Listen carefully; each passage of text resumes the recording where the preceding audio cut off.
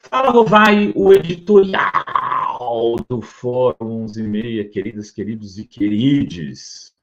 No auge de 2010, no momento em que Lula tinha 87% de aprovação, a The Economist, a revista que é a referência dos liberais do mundo, revista inglesa, The Economist, com boa qualidade, tem boa qualidade de informação e é liberal, fez uma capa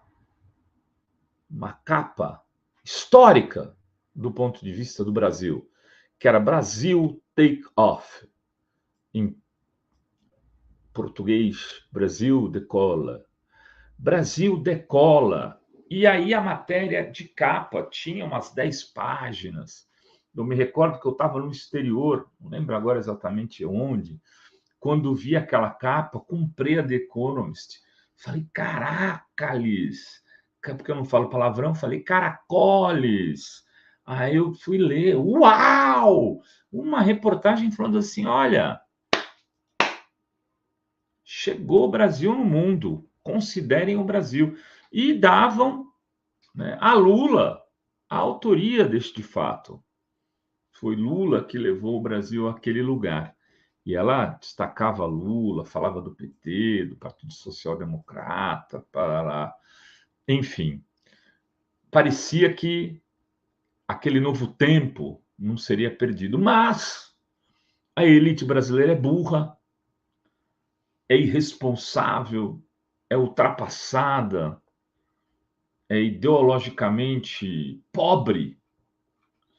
E depois de Lula eleger Dilma, ela decidiu que não dava mais, e Lula eleger e reeleger Dilma, que não dava mais, que era a hora de derrubar aquele projeto, mesmo que aquele projeto tenha cometido erros, e cometeu, num dado momento ali do primeiro para o segundo mandato de Dilma, teve um nível de desoneração muito alto para vários setores da economia, para gerar um boom, e aquilo teve um custo, um impacto muito alto, que depois iria ser cobrado lá na frente, que ele gerou inflação, gerou desemprego.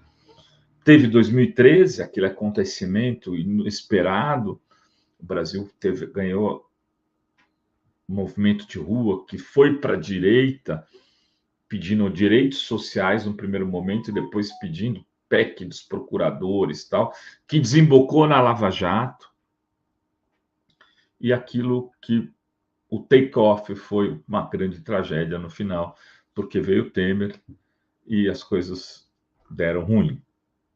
Depois de Temer, Bolsonaro. Lula ganha a eleição num clima de uma disputa assim, de batalha das batalhas contra Bolsonaro. Esperava-se até com um pouco de folga maior, mas Bolsonaro fez de tudo, tentou comprar aquela eleição como nunca na história. Nenhum outro presidente fez nada parecido com o que ele fez. Dinheiro na mão do povo, empréstimo consignado, bolsa, Caixa Econômica, o pessoal do banco não aguenta, tem tendinite, tenossinovite, tantos it mais, porque de tanto assinar empréstimo, até o usuário de crack chegava no banco e pegava empréstimo. Dinheiro dos Bolsa Tudo que ele foi liberando por conta da época da pandemia. Então, pôs muito dinheiro na rua e comprou voto mesmo, como mostrou matéria do Caco Barcelos, do Profissão Repórter, depois da eleição, não foi antes, podia ter saído antes essa matéria, com as pessoas com título lá anotando e pagando bolsa e falando, ó, você vai ter que votar no Bolsonaro. E ele perdeu por 2% dos votos. O governo 3 de Lula começa sob esse auspício, um Brasil dividido, e continua dividido. Mas quero dizer para vocês, anotem que o Rovaizinho Paz e Amor está dizendo aqui. Pai Rovai, o Brasil, o governo Lula está entrando num outro momento. Ele take off. Governo Lula 3, take off. decola, começa a decolar. E isso pode ser visto nessa última pesquisa da Datafolha. Lula tem 36% de aprovação contra 31% de reprovação. É quase um empate técnico. Mas o Ivan fez uma comparação com os mesmos períodos de outros governantes. Collor tinha 18 no mesmo período do seu mandato. No Collor 1, que foi o único, né? Ainda bem. Itamar tinha 15% no mesmo período. Fernando Henrique, 1, tinha 30%, se reelegeu, menos que Lula, 6% a menos. Fernando Henrique 2 tinha 19%. Lula 1 tinha 35%, exatamente o mesmo, um ponto a mais ainda do que naquele Lula 1. Eu falava disso outro dia aqui, e o Lula teve o mensalão e viveu um momento difícil e mesmo assim se reelegeu. Lula 2, 69%. Lula perde feio para esse outro Lula. Dilma 1, 62%. Aí veio junho de 2013 e a coisa complicou, mas ela se reelegeu. Dilma 2, 10%, teve impeachment, Michel Temer 5% e Bolsonaro 32% no mesmo momento, antes do negacionismo da pandemia, antes de todos os problemas da vacina. E Bolsonaro quase se reelegeu. Só não se reelegeu porque o Lula era o adversário. De que eu estou querendo chegar? Aonde eu estou querendo chegar?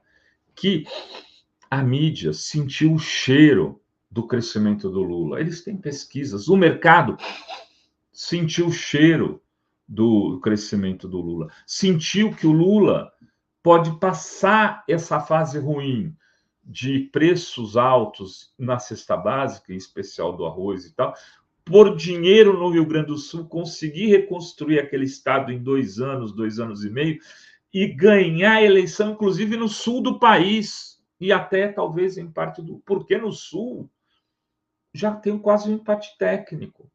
Provavelmente esse empate técnico não se deve a Santa Catarina, da aprovação e desaprovação. Se deve, sabe o quê? O Rio Grande do Sul.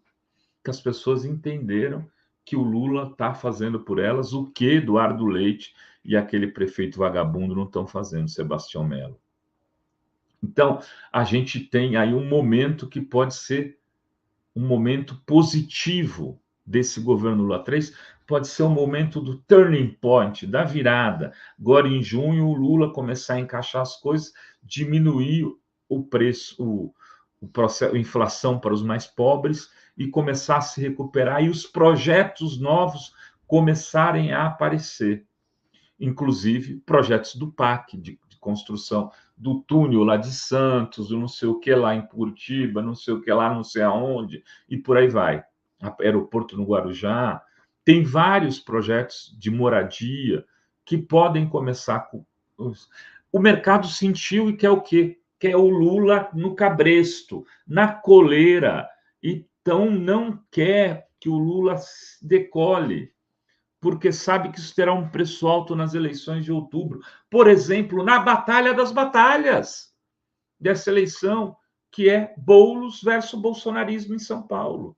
Se o Boulos ganha essa eleição, isso significa um acontecimento político para 2026.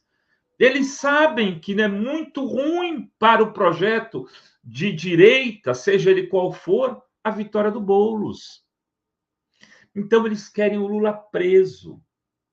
Eles querem o Lula preso. A Globo quer, pode até apoiar o Lula contra o Bolsonaro, que já está inelegível, mas contra nenhum outro vai apoiar o Lula. Ela até o Pablo Marçal, ela apoia o Pablo Marçal.